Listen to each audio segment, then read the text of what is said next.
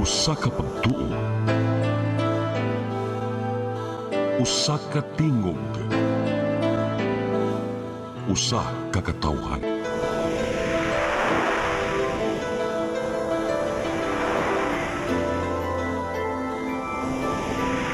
Cebu Catholic Television Network.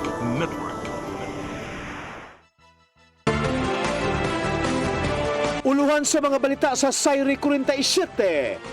Pinay caregiver, patay sa nagpadayong gubat dito sa Middle East. Samtang 54 ka mga Pinoy sa Israel, mupahimo sa repatriation sa gobyerno. Mga Katoliko giawhag, iampo ang malungtarong kalinaw sa Middle East. Napo ka mga ahensya sa gobyerno, muabag sa Mayor of the Night program sa siyudad sa Sugbo. Motorsiklo ni bangga sa dump truck, usa patay samtang usa kritikal.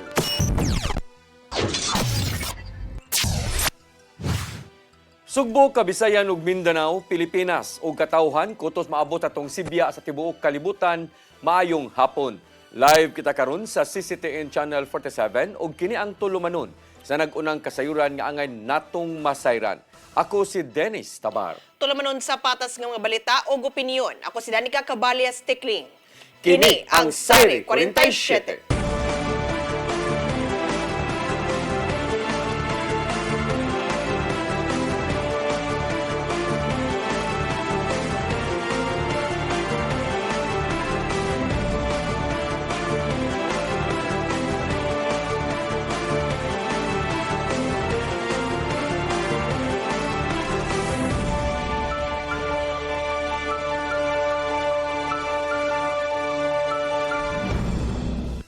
Og karon sa kumpletong detalye sa atong mga balita, moabot sa 54 ka mga Pilipino sa Israel ang mopahimos sa repatriation gikan sa gobyerno tungod sa nagpadayong kagubot sa mao nga lugar. Nagpabiling problema sa embahada ang paghatod sa mga apektadong Pinoy, lakip na ang usa ka OFW nga nakalas sa airstrikes sa Middle East nga lugar. Ang kasayuran ihatod ni Gian Navarro. Dili mo menos sa 54 ka mga Pilipino dito sa Israel ang buot mubakwit ug mupahimos sa repatriation taliwa sa nagpadayong kagubot karon sa Middle East. Sumapa ni Philippine Ambassador to Israel Eileen Mendoza nga 31 ka mga turista ug 22 ka mga overseas Filipino workers ang gusto nang mobalik dinhi sa nasod. Apan nagpabiling hagit alang kanila ang dugang pang mga lakang nga himuon karong walay mga available flights paingon og gikan sa Israel. So kadatong Sabado, kanselado ang biyahe sa dili mo menos 23 ka mga biyahe. Paingon sa Middle East, gumikan sa napadayong kagubot. So samaw-sab ang problemang giatubang sa embahada. Kung unsaon paghatod nga ri sa Pilipinas, ang patayng lawas ni Mary Ann Velasquez de Vera. Insabog tong Pilipina nga nakalas sa kasamtangan sa nasinating airstrikes. Mong gisabutan sa embahada ang laing exit plan nga himuon aron gawas nga luwas nga makabalik sa nasod ang patayng lawas ni De Vera aron ihaya makalingkawas usab sa kagubot ang mga turista. Sa ihap gikan sa Department of Foreign Affairs, ana sa 2.5 million ka mga Pinoy ang nagpuyo sa Middle East. Mong gitambagan sa DFA ang mga Pilipino dito nga bantayan kanunay ang sitwasyon o makigalayon kanila kung gusto na makalingkawas sa kagubot. Moabot na sa 201 ang namatay o 700 ang nasamdan sa Iran, samtang siyam ang namatay o 121 ang nasamdan sa Israel. Gumikan sa pagbinaw sanay og atake. Lakip nga natala sa namatay mao ang supreme leader sa Iran nga si Ayatollah Ali Khamenei. Miatake ang US ug Israel ngadto sa Iran sukad datong Sabado. Sa tubag, may lusad usab ang Iran og mga counter-attack tibok Israel o pipila ka mga nasod sa Gulf nga dunay mga kabtangan sa US. Mong nanawagan silang United Nations Secretary General Antonio Guterres o Pope Leo XIV nga ihunong na ang kagubot aron dili na maamong ang uban pang mga kinabuhi. Gian Navarro, CCTN News. Syudad sa Mandawi anda mutabang sa mga maapektuhan nga Mandawihanon nga OFW. Kinisubay na sa kagubot sa Middle East. Ang kasayuran hatod ni Mary Rose Sagarino. Naaprobahan sa Konseho sa Syudad sa Mandawi ang resolusyon ni Konsehal Carlo Fortuna pag-awhag sa syudad nga mohimo og pagpangandam kung adunay maapektuhan nga Mandawihanon nga OFW subay sa kagubot karon sa Middle East. Matud ni Fortuna nga kung manggaling adunay Mandawihanon nga OFW nga mopahimo sa repatriation nga motanyag ang syudad og serbisyo sama sa pagpasakay gikan sa airport paingon sa ilang panimay, paghatag kanila og panginabuhian og trabaho, pinaagi sa pagpakigalayon sa Public Employment Service Office ug TESDA. Kaning situation na itabo karon sa Middle East na itabuan po ni sa una during the Kuwait War. I was a counselor then. So ang Department of Labor and Employment and the Office of the President created task force all over the country, especially including Cebu. Gitapan tanan LGUs ba na maka-provide og support services. So man ang importante nga ready lang ta just in case pa mag i-repatriate sila diri sa balik Pilipinas. Si Mayor Tadeo Junki Uwano ni padayag usab nga anda mohangup ang kagamhanan sa mga moabot nga apektado nga Mandawihanon nga OFW. Mandam tanya kung pwede atong suryan ng council kung natay mahatag na financial assistance sa ani nila. Sakripisyo biya sa tao na sila no para silang pamilya niya, especially taga diri sa tuwa. Di nato din sila pasaktan. Ang nasudnong kagamhanan ang nag-andam karon og repatriation alang sa mga OFW nga naapektuhan sa kagubot sa Middle East. Kagahapon usa ka OFW nga caregiver ang kumpirmadong patay. Niadtong Sabado, may atake ang Amerika ug Israel ngadto sa Iran. Sa tubag, naglusad usab ang Iran og mga counter-attack sa tibuok Israel ug sa pipila ka mga nasod sa Gulf nga adunay mga kabtangan sa US. Gatusan ka mga sibilyan ang natalang patay ug naangol tungod sa kagubot. Mary Rose Sagarino, CCTN News. Local Assistance Desk alang sa mga overseas Filipino workers umulon sa kagamhanan sa dakbayan sa Sugbo ni Mayor Nestor Archibal. Naka-standby na ang pipila ka mga ahensya sa gobyerno aron pagsubay sa kahimtang sa mga nadabaho sa Middle East taliwa sa kagubot. Ang kasayuran ni hatod ni Gian Navarro. Gibantayan karon sa local government units ug mga ahensya ang kahimtang karon sa mga Pilipino didto sa Middle East. Taliwa sa nagpadayong kagubot tungod sa airstrikes. Tungod nini gibutyag ni Cebu City Mayor Nestor Archibal nga muumol sila og local assistance desk aron himong kaduulan sa mga kabanay sa OFWs nga naa sa mong nasod. May nungdanon kini alang sa mayor aron makadangop ang uban og magpakisayod sa kahimtang sa ilang mga kabanay nga nanarbaho didto. Samtang magpatabang si Archibal ngadto sa mga hingtungdang ahensya sa gobyerno og makahimo og dugang pa nga mga contingency measures.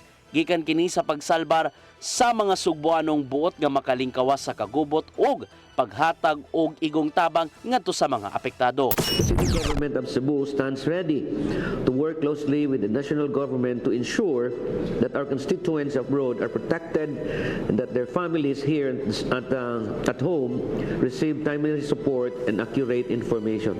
Hinuon nakita ni Archibal nga adunay epekto among kagubot ngadto sa tanang mga konstituente. Apil ang posibleng pagpaburot sa presyo sa mga palaliton nga maamong sa gayong musaka ang kantidad sa matag litro sa petrolyo. Atong nabantayan kay most of the products are actually based on paggamit sa mga petrolyo like delivery, di ba? Niya ang we call that as pag-process niya, no? Na mga planta ang gigamit nila is mga krudo. Tinabangay ang Overseas Workers Welfare Administration 7 o Department of Migrant Workers 7 sa paghimo sa ilang contingency measures bahin sa kahimtang sa mga Pilipino didto. Sa ilang ihap, kapin 33,000 na ka mga taga Central Visayas ang nakabase sa mga nasod sa Middle East. Ni pagkutlo sa balita, wala pa sila nadawat nga casualties o injuries human sa mong kagubot. Naka-standby na usab ang mga kaubanan sa OWA 7 ug DMW 7 sa Mactan Cebu International Airport aron makaduol ang mga returning o repatriated OFWs og ilang matabangan. Sa laing bahin, gitambagan sa Mactan Cebu International Airport ang tanang mga pasahero nga i-check kanunay ang ilang flight status paingon sa Middle East. So kadyatong weekend, kanselado ang pipila ka mga biyahe gikan og paingon sa Qatar ug Dubai. Magigalayo ng mga kadakuan sa MCIA ngadto sa mga apektadong airline ug aviation authorities aron masiguro ang tumang kaluwasan sa ilang operasyon. Gian Navarro, CCTN News. Giyawhag ni si Archbishop Alberto Uy ang tanang mga Katoliko nga iampo ang malungtarong kalinaw sa Middle East. Subay kini sa natagamtamang kadaot sukad nga nitumaw ang gyera sa Amerika ug Israel batok sa Iran. Matod ni Uy nga luoy ang mga inosenteng nagpuyo tungod sa pagbinayluay sa ilang mga hinagiban ug missiles. Mao ang giangyo sa Arsobispo nga ilakip sa mga intensyon sa Santos nga misa ug inadlaw nga pag-ampo ang paghunong sa gyera. Kay alang niya ang pag-ampo mo'y labing maayong hinagiban aron maundang ang panagbangi sa isig ka kampo.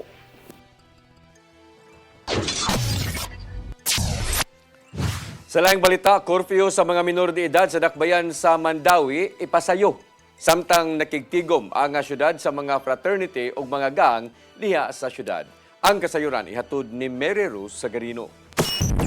Gikan alas 11 sa gabi, gisugyot karon sa konsehal sa syudad sa Mandawi nga ipasayo ang curfew sa mga minor de edad. Kini magsugod na alas 10 sa gabi ngadto alas 4 sa kadlawon. Ang ordinansa kabahin sa curfew sa syudad unang napatuman ni adto pang 1999 o gisugyot karon ni Konsehal Jennifer Dilmar ang pag-ambindar sa curfew subay sa nagkadaghang natala nga kagubot og vandalismo naglambigit sa mga minor de edad. Gisuportaan usab ang sugyot sa Department of Education Mandawi Division. So ako muna is that 11 o'clock is late na bitaw. I mean, before 11, kay di man ingon anak kagrabe ang situation involving minors. But right now is totally different scenario. So mo to ningon ko na I need to amend it earlier to 10, but I need the support coming from DepEd. It is because basin na ay klase niya mo end of 9:30. So ako lang mo to concern ako, but then i-reply man sila na they fully support the amendments of the ordinance. Ang wahing klase sa night shift sa pipila ka high school sa Mandawi mulungtad og alas 9:30 sa gabi. Nya og napo check with guardian, okay ra pod kung naay klase up to 9:30 magina pinakakuan. So napa siya time makauli, di ba? O nya ipa-present lang pod in case ang yang ID na siya klase. Pakita lang niya. Ang gisugyot nga kausaban sa ordinansa napasar sa unang pagbasa sa sesyon sa konseho o gikatakdang mo paubos sa ikaduha og pinal nga pagbasa. Samtang gikatakda usab nga makigtigom ang kagamhanan sa syudad sa mga fraternity o gang. Oh, ang yun nga kung pwede i-remind inyong mga sakop. Wala may statement nga sila ang pasabot lang nga i-involve na to ang stakeholders. Sila may na mga organizations sa mga community. Gimanduan ang Mandawi City Police Office ug barangay ingon man ang City Social Welfare and Services sa hugot nga pagpatuman sa curfew. Mary Rose Sagarino, CCTN News.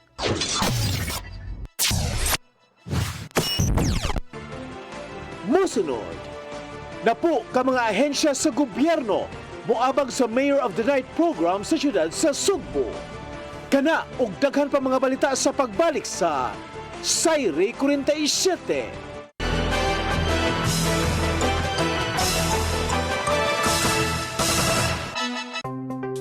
Discover the beauty of the Philippines.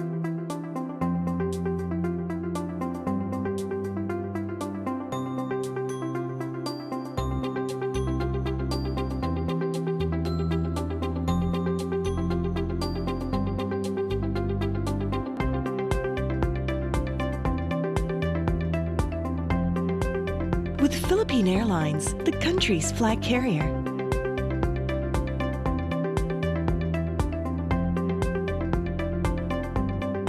The airline that lets you feel the warmth of the nation.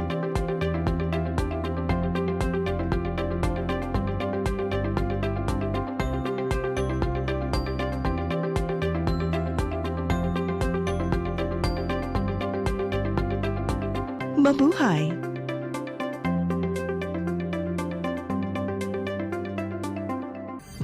Ito ang programa kung saan magko-collaborate ang ating mga ozone na doctors para ibahagi ang kanilang kaalamang medikal. Pag nasira, syempre, wala nang function.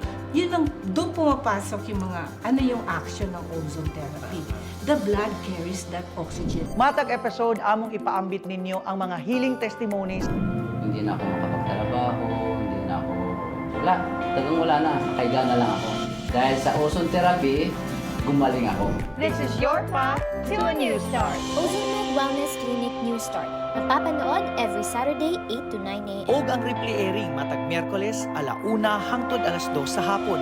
Dinhi lang sa CCTN Channel 47.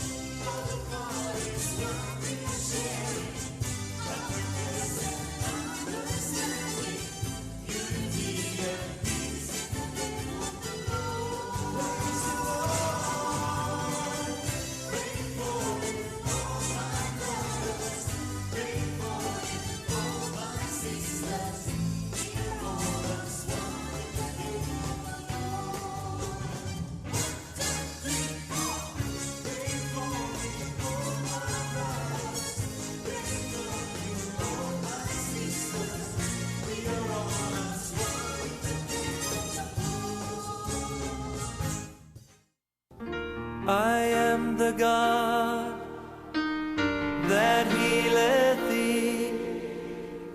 I am the Lord, your healer. I sent my word and healed your disease. I am the Lord, your healer. I am the God that healeth thee.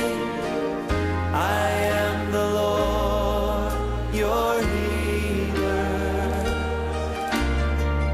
I sent my word and healed your disease. I am the Lord, your healer. I am the God that healeth thee. I am the Lord, your healer. I sent my word and healed your disease. I am the Lord, your healer. I am the God that healeth thee. I am the Lord, your healer.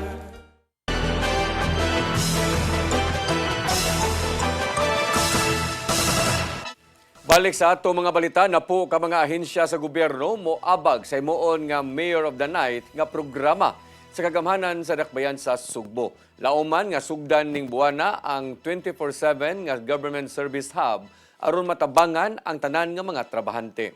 Ang kasayuran ni hatud ni Gian Navarro. Mutabang ang dili mumenos sa napo ka mga ahensya sa gobyerno sa ipatumang 24/7 Government Services Hub sa Cebu City Government ubos sa programang Mayor of the Night. Nagpirmahan ay karong adlaw silang Mayor Nestor Archival kuyog ang kadagkuan sa lain-laing government agencies alang sa ilang lease contract. Apil sa Mayor of the Night program ang mga ahensya sama sa Social Security System, Pag-ibig Fund, Bureau of Internal Revenue, Land Transportation Office, National Bureau of Investigation ug uban pa. Tungod nini laumang i-deploy ang pipila ka mga empleyado nila diha aron moatiman sa mga nanginahanglan og batakang serbisyo gikan sa gobyerno. Matod ni Mayor Archival nga gamay na lang ang kuwang ug maandam na ang opisina nga may mutang atbang sa IT Park. Posibleng masugdan ng Mayor of the Night sa ikaduhang semana ning buwan sa Marso. Ang ato lang karon gitanaw nato usa kano sa mahuman ang pag-fit in. So I think akong istoryahan si Vice Mayor ani kay siya may in charge. It might be the second week of March. Ako na nang gitanaw. Isaksyan usab sa mga konsihal o mga leader gikan sa BPO sector ang maong lease signing agreement Lunes sa buntag. Kini aron ipakita ang suporta sa mong programa nga naninguang matabangan kadtong mga BPO workers, mga nanarbaw sa night shift ug ubang career-oriented nga mga tao nga nagkinahanglan og serbisyo sa gobyerno. Unon sa contract is pag-rent, paggamit sa paggamit ng yun sa building. Mao na main. Patayon ang pagpangandam karong naaprubahan na ang 5.1 million pesos ka budget alang sa gihimong government service hub. Ubos sa naprubang resolusyon sa konseho gamito ng budget aron abangan ang pwesto sa ka-building at bang sa IT Park hangtod sa June 30, 2028. Gian Navarro, CCTN News. Gibuksan sa lain-laing mga fire station sa Sugbo ang pagsaulog sa Fire Prevention Month kagahapong adlaw. Kini aron ipainumdum sa Bureau of Fire Protection ang tanang mga tagbalay nga magmatngon sa kanunay batok sa sunog. Nanambong sa kick-off celebrations ang mga local chief executive sa Cebu Tri-Cities, agi og suporta sa inisyatiba sa mga bumbero. Gipanawagan ni Cebu City Mayor Nestor Archival ang mga bumbero nga magdaginot usab og tubig karong mosulod na ang ting-init. Samtang ihangyo ni Lapu-Lapu City Mayor Cindy King Chan ang publiko nga tabangan ang BFP sa paglikay sa sunog sulod sa tagsa-tagsa ka mga panimalay. Sub-sub nga information campaign ngadto sa kabarangayan og fire drill sa mga establishmento ang himuon sa BFP ning buwana. Nagpadayon ang Land Transportation Office kon LTO sa pagpahigayon og operasyon batok sa modified mufflers kon na bura-bura. Niadto nga Sabado, dugang 93 ka mga motorsiklo ang na-impound sa syudad sa Sugbo, Mandawi ug Tatalisay. Gilusad sa LTO ang operasyon sugod niadtong 23 ug gipahigayon ang kampanya pag nag-target na sa mga motor nga gitauran og hilabihan na kasaba nga tambutso nga nakadisturbo na sa publiko ug delikado na sa kaluwas sa karsada. Ang mga malapason mahimong makamulta og dili moubos 5,000 pesos sa kmito ng ilang mga motor. O gikinahanglan nga ilisan ang illegal nga tambutso diha mismo sa impound nga dapit.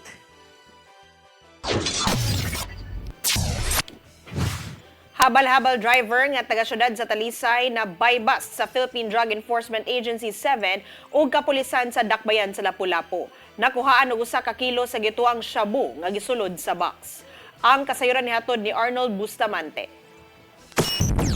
Habal-habal driver nga nakuhaan og 1 ka kilo nga shabu atol sa ginusan nga bypass operation sa Philippine Drug Enforcement Agency 7 inamagan sa Station 3 ug Intelligence Unit sa Lapu-Lapu City Police Office alas 7:50 kagabi dito sa Purok Rambo sa Barangay Babag Sudad sa Lapu-Lapu. Ang nadakpan gila ni PDEA 7 Director Joel Plaza nga si alias Judas, 26 anyos, habal-habal driver nga taga Barangay Kanduluan Sudad sa Talisay. Nakuha kang Judas ang 2 ka dagkong puto sa gituang shabu nga gisulod sa karton sa Jollibee nga motimbang ang tanan sa 1 ka kilo nga doon estimated average market value nga 6.8 million pesos. Lagip na ang buy-bust money o sa ka cellphone ug uban pa. Aga mga nasakmit ni ebidensya giduso na kini sa PDEA 7 Regional Office Laboratory alang sa pagkusturya ni samtang ang suspitsado gibalhog na sa detention facility sa sudlon sa Barangay Lahog. Mato ni Lia Alcantara, ang information officer sa PDEA 7, katulog ka adlaw nila nga gipaubo sa case build-up ang gamaong suspect human sa milabay nga operation ni gawas ang iyang pangalan nga may tinubdan sa supply sa shabu. Gigong nga makabarigya si Judas og 1 ka kilo nga shabu matag semana gikan sa nagsupply usab kaniya. Dugang ni Alcantara nga modus ni Judas nga aron dili mahibaw-an nga nabarigya siya shabu, musunod siya fast food chain aron na mupalit og pagkaon ug isagol niya didto ang mga puto sa illegal nga drugas. Giandam na ang kaso kalapasan Section 5 ug 11 Article 2 Republic Act 9165 ang ipasaka sa PDEA 7 batok sa suspitsado. Arnold Bustamante, CCTV News. Moabot sa 11 ka mga pamilya o 35 ka mga individual ang napektuhan sa sunog nga miulbo sa sitio Santo Niño, Barangay Basak, Dakbayan sa Lapu-Lapu, sayo sa buntag niadtong Sabado. Base sa datos gikan sa City Social Welfare and Development Office, 6 ka mga panimay ang hingpit nga naugdaw, samtang 2 ang partially damaged. Sa programa sa Dakbayan, nakadawat og 30,000 pesos ang tag-iya sa panimay nga hingpit nga naugdaw.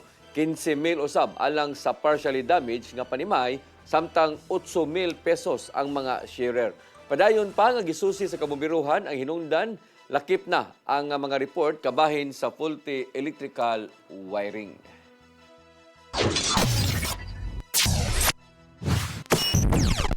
Musunod, motorsiklo ni bangga sa dump truck, usa patay samtang usa kritikal. Kana og daghan pa mga balita sa pagbalik sa Sayre 47.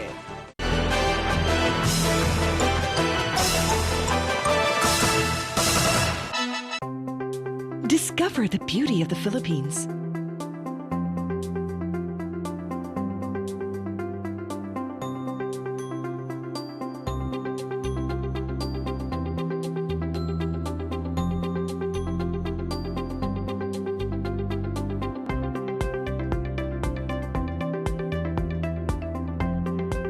With Philippine Airlines, the country's flag carrier.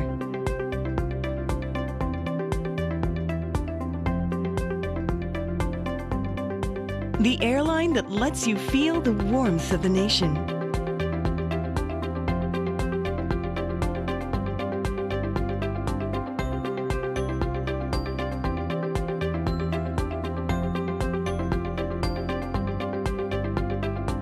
Mabuhay!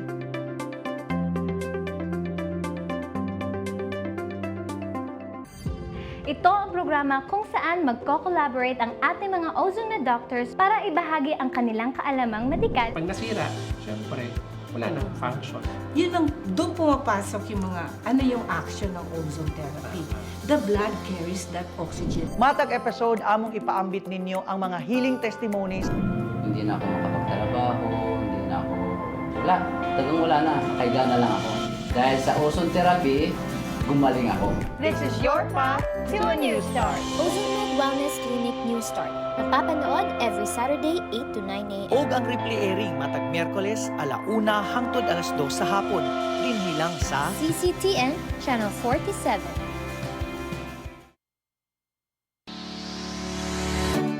Looking for the best internet deals in Negros Oriental? Field Products Negros is here to bring you fast, reliable, and affordable internet with plans made just for you.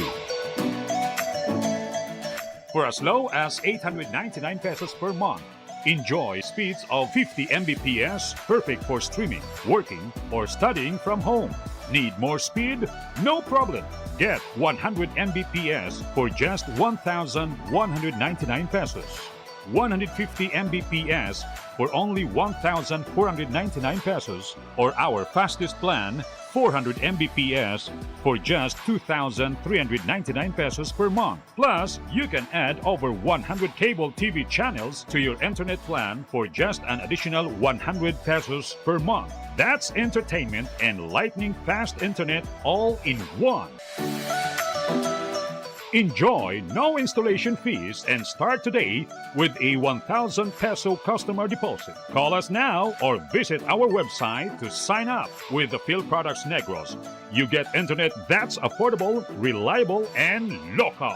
Field Products Negros, bringing you closer, faster. Call us at 0917-631-5240 or visit our website www.fieldproductsnegros.net or our Facebook page, Field Products Dumaguete. Subscribe now.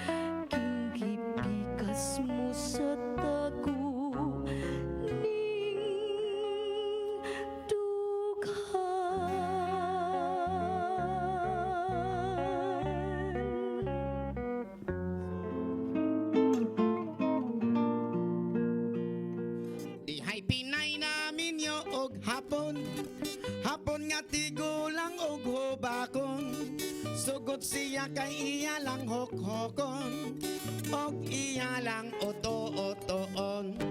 Ay pas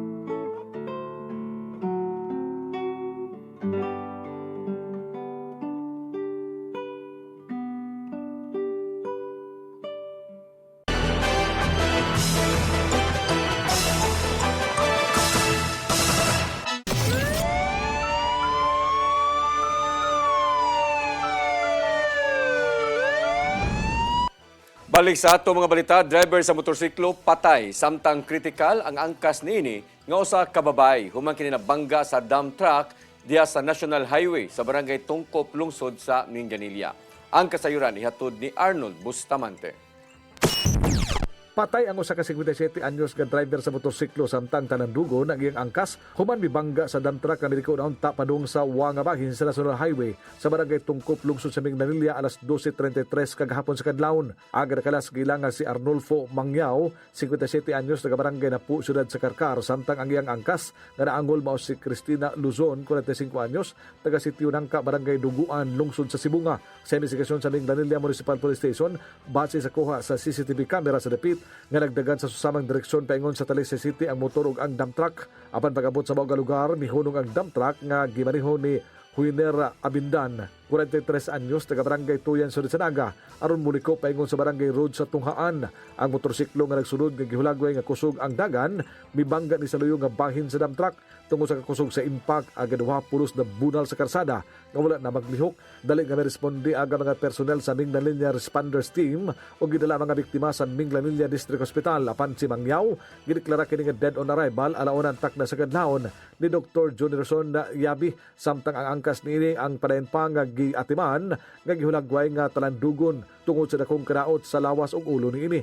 Ang driver sa dump truck nga si Abindan ang kasamtangang gikustorya sa Minglanilla Municipal Police Station o giandaman og kasong reckless imprudence resulting in homicide and damage to property. Arnold Bustamante, CCTV News. Kapin 500 ka mga suspect na dakpan sa kapulisan sa Central Visayas sa usa ka semana nga anti-criminality operations gikan sa Pebrero 22 ngadto sa 28. Hepe sa PRO 7 midayg sa iyang mga sakop sa walay huno nga kampanya batok krimen. Ang kasayuran hatod pagbalik ni Arnold Bustamante. Sa katapusang semana sa Pebrero, ang Police Regional Office 7 sa nagsubsub nga anti-criminality operation sa Timok Region 7. Di nagtarget sa illegal nga drugas, wanted persons, loose firearms o illegal nga sugal. Kining hinusang nga operations, misangpot sa pagkasikop sa mga nalambikit sa illegal nga kalihukan o pagkasakmit sa mga kontrabando aron pasiguro sa seguridad sa komunidad. Sa datos sa gipahibaw sa PRO 7, nakasakmit sila og 412.57 gramo sa gituang shabu nga mo kantidad ng tanan sa 2.8 milyones pesos ug ang 22.15 gramos nga gipinaugang dahon sa marijuana ug pagkasikop sa 240 ka mga drug suspects. Gipakusgan pa usab sa kapulisan ang ilhaga paggukod sa mga pinangita sa balaod nga may resulta sa pagkasikop sa 169 ka mga wanted persons. Nakita nini ang 39 nga giilang nga mga most wanted persons. Sa ilang kampanya batok loose firearms sa kapulisan nakasakmit og 59 ka mga lalaing kalibre sa armas o sa kagranada ug 122 ka mga bala ug pagkasikop sa 29 ka mga individual.